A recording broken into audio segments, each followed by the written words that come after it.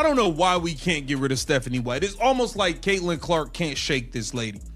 The girl goes to the Olympics to train. Voila! Stephanie White appears. I'm telling you right now, when this CBA deal get done, if Stephanie White does not get the hell out of Caitlin Clark's way, The frustration you're hearing doesn't come from a casual observer or someone reacting emotionally in the moment. It's coming from someone who has been closely tracking Stephanie White's decisions throughout the entire season. And the concern isn't about her basketball intelligence, her resume, or her ability to draw up plays. The issue is something far more troubling, a recurring pattern of choices that consistently place her in Caitlin Clark's orbit at the worst possible times. This isn't about questioning White's credentials. She's a respected coach with years of experience, and that much is undeniable. But professional sports aren't judged solely on intent or reputation.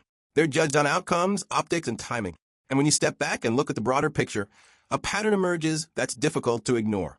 Again and again, moments that should be focused on growth, stability, or momentum somehow turn into situations where Caitlin Clark becomes the focal point of unnecessary controversy or pressure.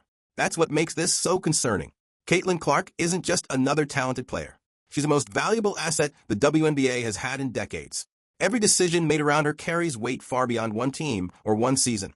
When leadership repeatedly puts her in positions where she absorbs backlash, distraction, or narrative warfare, it raises legitimate questions about judgment and awareness. This frustration isn't rooted in fandom alone. It's rooted in an understanding of how rare this moment is for the league. The WNBA finally has a player who doesn't just perform on the court, but also moves television ratings, sells out arenas, and pulls casual fans into the sport. That kind of influence is fragile. It needs to be protected, managed carefully, and supported intelligently. What's unsettling is that these situations feel avoidable. They aren't the result of bad luck. They stem from choices that repeatedly fail to prioritize stability around the league's most important player. Even if the intentions are good, the impact is the same. Unnecessary tension, misaligned optics, and growing frustration among fans who understand what's at stake. At this level, leadership requires more than coaching acumen. It requires situational awareness and strategic restraint. When those elements are missing, even experienced professionals can unintentionally undermine the very success they're supposed to help build. And that's the core of the concern surrounding Stephanie White's positioning this season. Virtual champions, the Las Vegas Aces, after a thrilling 5-game series. White made a public appearance on Wednesday night. The Fever took to social media to share the coach's off-season move. White was at Gainbridge Fieldhouse on Wednesday. The 48-year-old returned to the Fever's home arena, but it was not for... Here's the reality the WNBA continues to avoid acknowledging. Women's basketball will never match men's basketball in terms of raw athleticism. That isn't sexism. It's biology. Men are generally bigger, faster, and more explosive. The dunks are more dramatic. The speed is higher. The physicality is greater. That doesn't diminish the achievements of WNBA players. It simply explains why the market values the two products differently. The women's game thrives when it emphasizes what makes it unique: skill, fundamentals, spacing, strategy, and team play. That's where it excels. What it cannot do is demand NBA-level salaries without generating NBA-level revenue. For 25 years, the WNBA has been subsidized by the NBA. Owners have absorbed losses season after season to keep the league alive. That context matters. Financial reality doesn't disappear because it's uncomfortable. Instead of embracing gratitude for finally having a star who could change the league's financial trajectory, much of the response has been resentment and entitlement. Caitlin Clark represents an opportunity to shift the entire economic equation, and yet she's often treated as a problem rather than a solution. That's the contradiction at the heart of the issue. Growth requires humility, patience, and strategic thinking. It requires understanding what your product is and what it isn't. The WNBA doesn't need to mirror the NBA to succeed, but it does need to operate within reality. Ignoring that reality won't lead to progress. It will only ensure that opportunities like this one are wasted. There you see Coach Stephanie White kicking it at the game. That's cool. I just wish she was there as a regular person and not the head coach of the Indiana Fever, to be honest. I don't want her coaching Caitlin Clark. That's just me. Now, we got to go revisit some things, man, because obviously we are seeing this entire WNBA, CBA foolishness, this clown show circus play out right before our... Throughout the season, Monica McNutt consistently pushed a very specific narrative on national television, that the WNBA's growth wasn't about one player, but about all women collectively. According to this framing, focusing too much on Caitlin Clark supposedly diminished everyone else's contributions. The media embraced this idea, and the league itself seemed eager to reinforce it. Then the offseason arrived, and reality hit hard. Without Caitlin Clark on the court, viewership numbers collapsed. The difference wasn't subtle. It was dramatic. The All-Star Game in Indianapolis, a city where Clark has near unmatched influence, turned into a disaster. Fans who paid full price for tickets left the arena at halftime. The quality of play was so poor that even longtime supporters struggled to defend it. Suddenly, the idea that it's not about one player looked completely disconnected from reality. This isn't an insult to other athletes. It's an acknowledgement of how sports ecosystems work. Every league at every stage of growth is driven forward by transcendent stars. Ignoring that fact doesn't make a league more equitable. It makes it less functional. The offseason exposed what many fans already understood instinctively. Caitlin Clark isn't just part of the league's success. She is the engine behind it right now. When she's absent, interest drops. When she plays, ratings surge. That's not opinion, it's data. The problem with the league's messaging wasn't idealism. It was denial by insisting that individual star power doesn't matter. The WNBA created expectations it couldn't meet once that star wasn't present. And the All-Star Game collapse made that impossible to ignore. At that moment, years of carefully constructed narratives unraveled. The league wasn't ready to deliver a product that could stand on its own without its biggest draw. And instead of acknowledging that reality, many voices doubled down on rhetoric that fans could plainly see was false. That disconnect between messaging and reality is what damaged trust. Fans don't mind being patient. What they reject is being gaslit. And that's exactly how this situation felt to many who watched it unfold. This straight, okay? The WNBA has this new superstar. Okay, it's new superstar.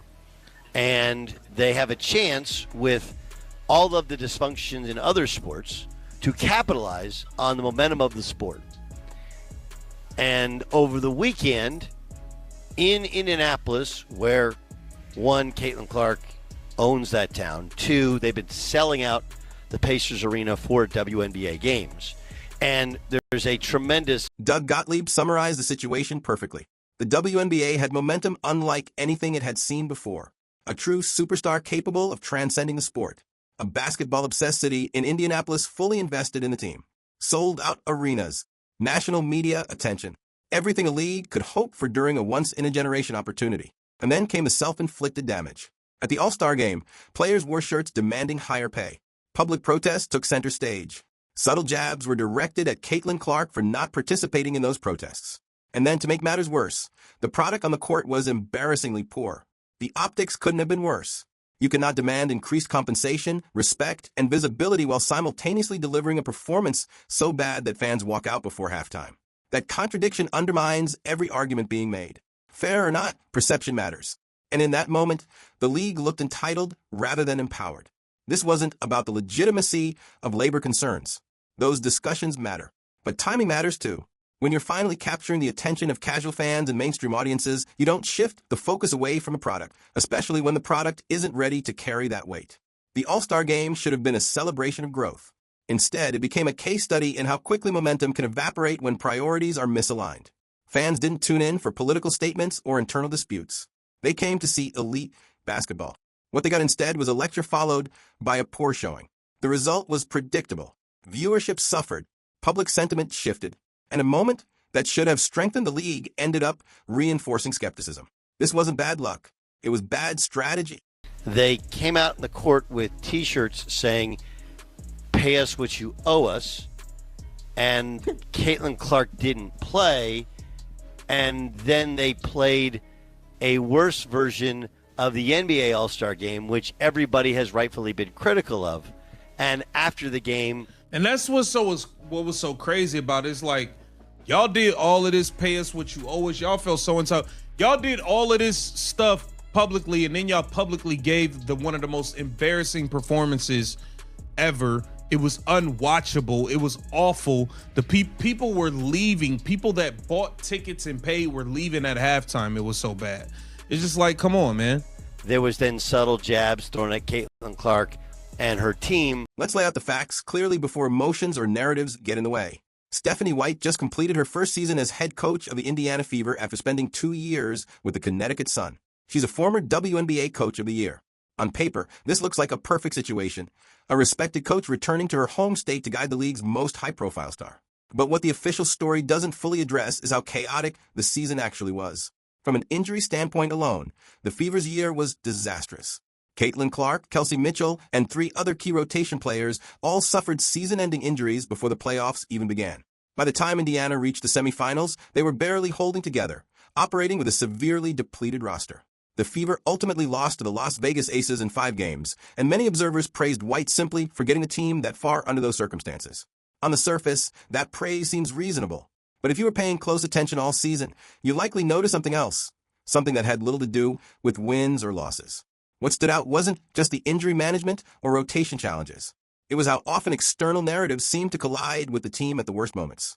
Instead of insulating players during a brutal season, the environment around the Fever often felt exposed and reactive. And once again, Caitlin Clark found herself at the center of it. Injuries happen, losing seasons happen, but how leadership navigates chaos is what defines long-term success. Rather than creating a protective buffer around a young superstar in a fragile situation, the season felt marked by repeated moments of misalignment, moments where messaging, optics, and timing worked against the team instead of for it. This isn't about blaming one person for injuries or outcomes. It's about recognizing patterns in leadership behavior. The Fever weren't just physically injured, they were structurally vulnerable.